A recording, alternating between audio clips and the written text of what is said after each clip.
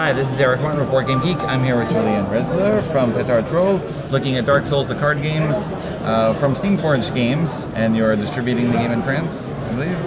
Yeah, we are the official Steamforged distributors. Okay, maybe give an overview here. I mean, we knew Dark Souls, the board game, before.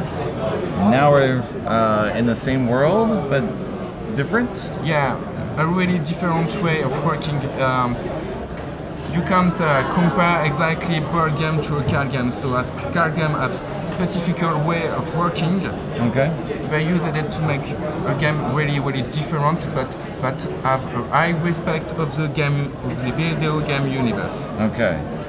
So when you begin the game, you will have to choose between 4 characters. We'll have the assassin, that is here. The assassin is good for dodging damage and inflicting high damage. It asks high level of pain because you will have to manage 3 resources actively to play very good cards with him. Okay. There is the sorcerer. The sorcerer is a magic character. He is here also for support on making range attack in the magical element. It's the main weakness of the different enemies that will cross your way during the game. Okay. But the problem is he makes low damage. He can unlock difficult situations, but you don't use it to make high damages to normal enemies. You have the Herald. The Herald is the guy. You need absolutely to play him. Okay. Because he is able to make other players gaining life points. Okay. Your life points in the game is your deck. If you want to draw a card and you can't, you die. And all your team will suffer a fate. You will go back to the bonfire and apply the consequences of your death for all the team. Okay. The last one is the knight. The knight is here to be able to take the damages instead of the other players and to be able to also make good strikes. Okay. The specificity is that you can use, for example, some shields to strike or to absorb damages. Okay. And it's a 1 to 4 player game. We're working cooperatively. Yes? Yes? Okay. What's the nature, how do we start? What's the nature of a turn or the flow of the game in general? As you can play the game as 1 player, I will do it with the assassin deck to show you a bit. So, I start on the bonfire and I will move depending on the direction on it. Okay. But first I have to choose which size of the bird I will play. This one is for the Abyss Watcher, and the other boss you will have to fight is Vort. Okay. No, it's not Vort, it's Volnir. Here you will be able to fight Vort and Pontiff Sullivan. Okay. So you have to choose which bosses you will want to fight during your game. Okay. I will want for the beginning to make an easy mission, if you can say easy in Dark Souls. So it's level 1, level 2, level 3. Okay. I will move, for example, from here to here. So I take a level 1 encounter card, I put it here. Actually, this way. Okay. Okay. So it tells me for the number of players what I have to set up on the character board and on the enemy board. Okay. You have to put them like this. Okay. Okay, I'm playing alone, so I have to take 2 skulls level 1 monster cards and I have to place them on the board. Here is where you have to place the monster. Okay. Here is where is their predilection attack. Okay. So this one is here and the other one is here. Okay. I will put my character in front of one of the monsters. For example, right here. Okay. When a character attacks, you have to attack in column. Right. Okay. First thing after the setup is that the monster will attack all the monsters. Okay. Okay. So, how to read a monster card? There is his armor value, life points, damages, weak points, and for example, this one is making a poisoned attack. Okay. Okay. So, The order for monster to attack is 1, 2, 3, 4, 5, 6. Okay. This one attack first. His first target is here. There is nobody here. So I will look to the full wall. If there is another character, if there are several, it will attack the one with the highest return value. Okay. I'm alone, so it's Clearly for it's me. you. Yes. If I was here, it will make another targeting on the second row. So Right. if a monster attacks, except if it is a zone attack, it will always target a player. Okay. For this one,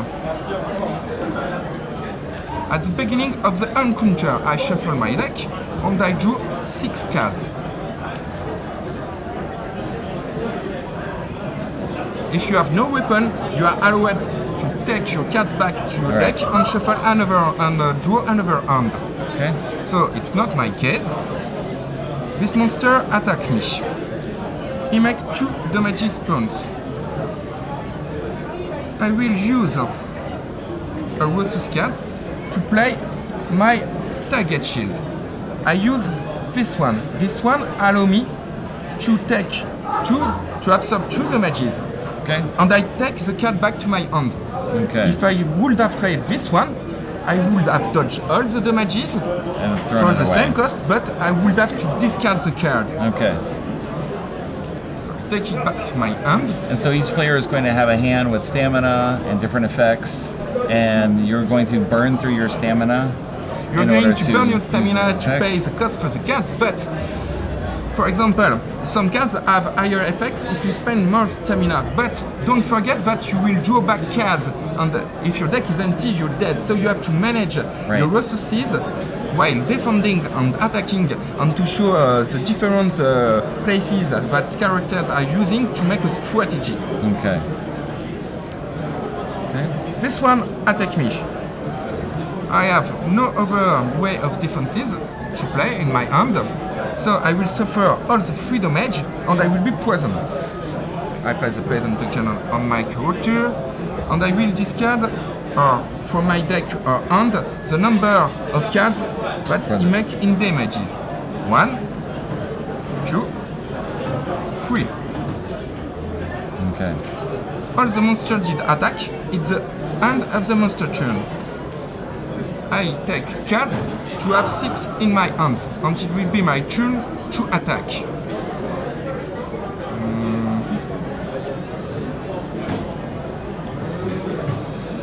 As I don't have the resources to make an attack during my turn, I can discard as the number of cards I want and draw as much as I discarded. Okay. All right. So we have each player having their own special character with a special deck which is made for them. Okay. At the beginning of the game, we have a deck with 28 cards. Yep. Each time you die or you go to set up back to the bonfire, you will activate the next bonfire. It will give you a bonus effect, like here, gain 1 common treasure, and it will increase your deck size. Okay. So it will allow you to buy cards from the market to add them. Dual resources, you choose this or this when you play it, Or you get both as you you play get it. both with this one. Okay. So it's very, very, very powerful to buy the cards from the market. It's the way you will spend the souls you will have earned in fighting. Okay. And so you're going to have the back and forth with these creatures until you defeat them or you run through. Yeah, And you now need you to will... finish the encounter by defeating all the monsters or getting defeated yourself. Okay. And then from here you're going to a level 2 encounter. You can go to here or here, but you can come back here. Don't take rest and make the other one mission if you want. Okay. So, and eventually you're going to be fighting one of the 2 bosses, or you fight both, or you have to do the whole board to win. When you read the rule book, they indicate you that the most easiest boss in the game is this one. Okay. Yeah, and it's just like as powerful as a mini boss. This one is really, really, really hard. Okay. If you want to try to fight him, you have to be really highly tough. Okay. So, as it is my turn, I will play 1 Rosus card, a stamina card, to play the ability written in this. I play this card. For this, I discard it and I do 2 damages to the monster in the same column as I am. Okay. So he have 1 armor, 1 life point, he takes 2 damages, he's dead. Okay. I keep him back here, I don't shuffle it, no. Right. At the end of my activation, as I am poisoned, I take 1 damage.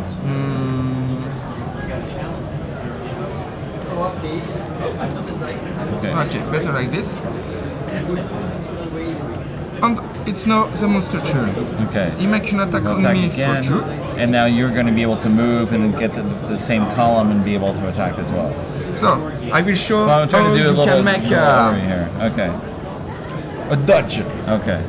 I spend it, I make the dodge, no damages at all, no effect. Right. Okay? So I will finish to kill the monster. Let's keep this phase. Okay. And at the end, I will have to look to the soul's values on the monster I defeated. Okay. 2 plus 3. I put a 5 souls token here. And there is a number of common treasures. One common treasure is this. You have transposed treasures in this deck. So it is a morning star. I put this card here and the souls here in order to be able to put the card in my inventory that is here and to be sure to keep them. I have to sleep at the bonfire. Okay. Or I can do it if I do another room and I make it with success. Okay. If I fail to make the other room and I die, this stuff is lost. Right. Okay. When you are resting to the bonfire, you can spend the souls to buy the market cards to improve your deck. You can include the new cards you want to improve your decks. And if you don't have enough to make your deck, there is this. You can use this to draw a card or keep this to discard it to avoid the damage. Right. So the player will always have the maximum capacity of the deck. So every time you will sleep at the bonfire, it will give you a bigger deck. Right. But always remember that if you lose when you are at the step 5 of the bonfire, you lose the game. Okay. All right. Last thing I could show for you is the bosses. Bosses, like in the board game, have their own action deck. So, for example, here there is the Pontiff Sullivan. I'm looking for his card. Okay. The boss card is here.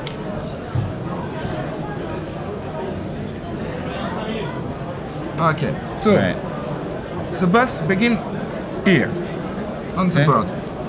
You have special rules. Some of the boss have special rules. The good side for beginning is this one with the head here.